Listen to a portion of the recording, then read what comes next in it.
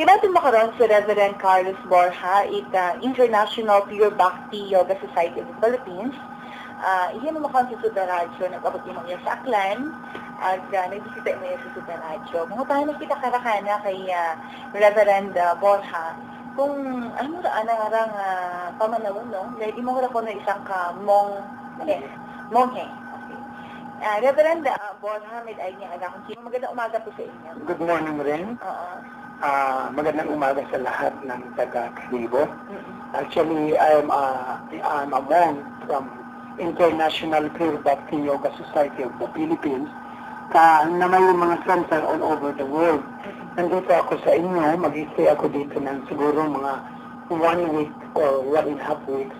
And magbibigay ako ng mga magagandang mga pananaw tungkol sa spiritual na buhay. Kami yung mga monghe na nagtatravel ng buong Pilipinas. Actually, I just came from Rojas City. Sa Rojas, in-interview rin ako sa kanilang cable channel, sa Channel 4, ni Dali Buday. So, itong monghe na ito ay magpapalaganap ng magandang balita tungkol sa spiritual life. Bakit monghe? Ano yung monghe? Ang monghe... Diba meron namang tinatawag ng mongha? Ano yung connecting? Ang monghe, just like pag pumunta kayo sa Iloilo, may tinatawag na trappist dyan sa Jordan. So, yung mga monghe na yun, ay hindi sila lumalabas. Ang dalawang klase kasi ng monghe, yung lumalabas at saka hindi lumalabas. Ang mga monghe sa trappist, hindi sila lumalabas. Ang tawag doon, active, inactive. Samantalang kami, mga aktibo kami, lumalabas kami, nagpapalaganap ng magandang balita. Kami ay nag-mission para ipalaganap ang spiritual na buhay. Ang mongha naman ay ang tawag doon sa mga mongha, yun ay yung mga babae. Nag-aayuno sila na nakakulong na hindi sila lumalabas. Kami mga monghe, kami ay lumalabas. Ang tawag sa amin, aktibo na monghe. Aktibo na monghe. Ano yun? Saan kayo kumukuha ng pondo niyo para ginagastos niyo para lumabas kayo, para magsabi mo, mag-share ng magandang balita? Ang aming organization ay nagpapalaganap ng sa buong mundo. So yung mga namin, we are funded by our organization. At marami rin ang tumutulong sa akin, sa aking mission. Ako pala si Reverend Carlos Borja. I've been a monk for almost 40 years na maraming bawal. Kami mga monghe, yun ang pagkakaiba sa mga ibang monghe. Kami mga monghe ay maraming bawal. Number 1, no intoxication. Bawal sa amin ang uminom ng kape, soft drink, alak, at saka mga drugs. Number 2, no illicit sex. Kami mga monghe, bawal sa amin ang mag-asawa. At saka mag-isip lang ng masama, kasalanan na yun. Kami mga monghe, sagrado ang buhay na nagpa-practice ng celibacy. Walang connection sa illicit sex. So wala talagang as in... Yes, pag mag-isip ka ng masama, para ka na rin nag-sex ng actual na yan. Kaya nga, ito yung pangalawa. Pangatlo, no gambling. Bawal sa amin ang sugal. Maski loto, yung nagsusugal tayo na akala natin, alam na natin lahat. Pinanganak tayo dito na wala tayong alam. Kailangan, ang dapat natin pag-aralan, ang spiritual na buhay.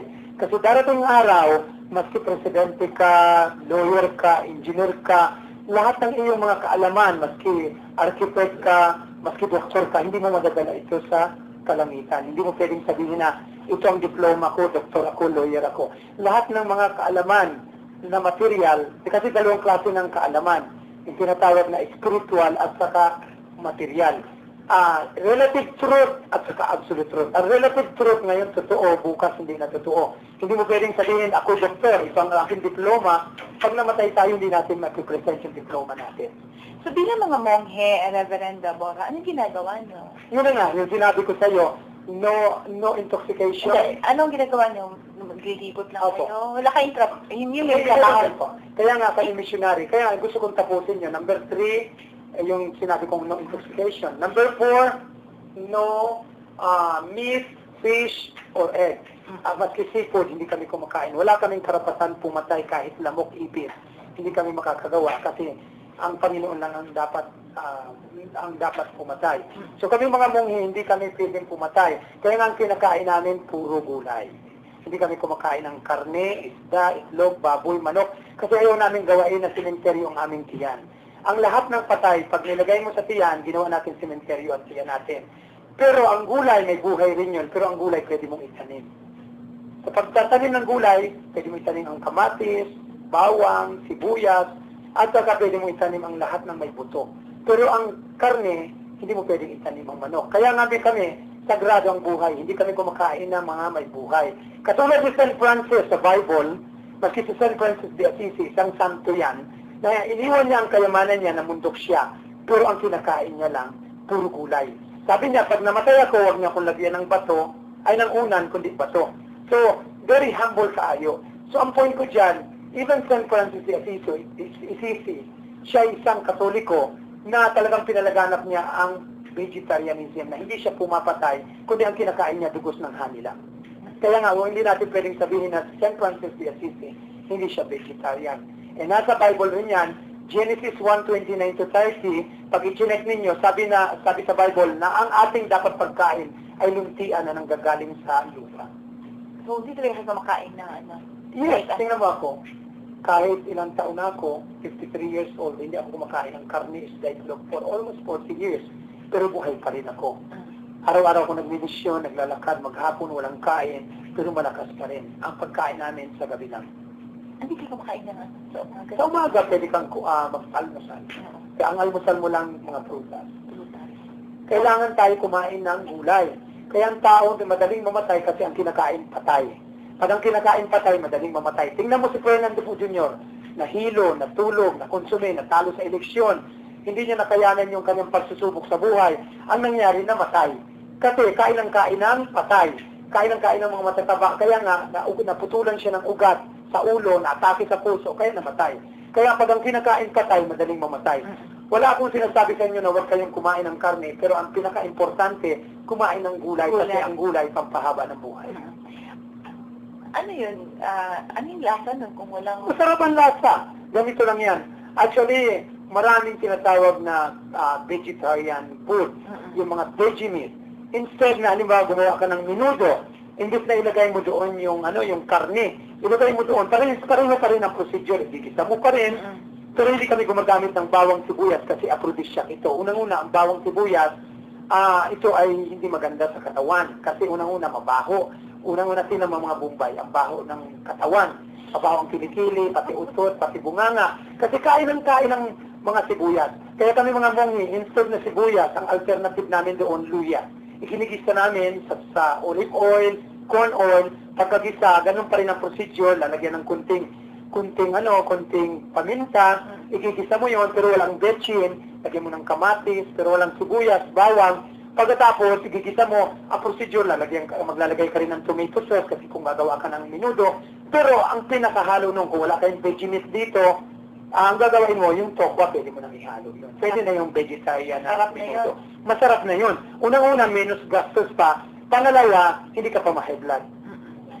So, Reverend Dabora, no, talagang inaano mo yun, sinusunod yun talaga, hindi pwedeng hindi. For 40 years, I'm doing that. Kaya nga, makikita mo, hindi lang ako dito na i-interview sa lugar ninyo, sa Manila, sa Cebu, sa Iloilo, sa Bacolod, nanggaling rin ako doon, in-interview nila ako, maski dyan sa Roja City. I just came there, I just arrived yesterday. In fact, nabighani sila, kasi ngayon lang sila nakarinig ng ganitong mga monghi na hindi kumakain ng mga may buhay. Kaya kami... Lahat ng kinakain ni buhay.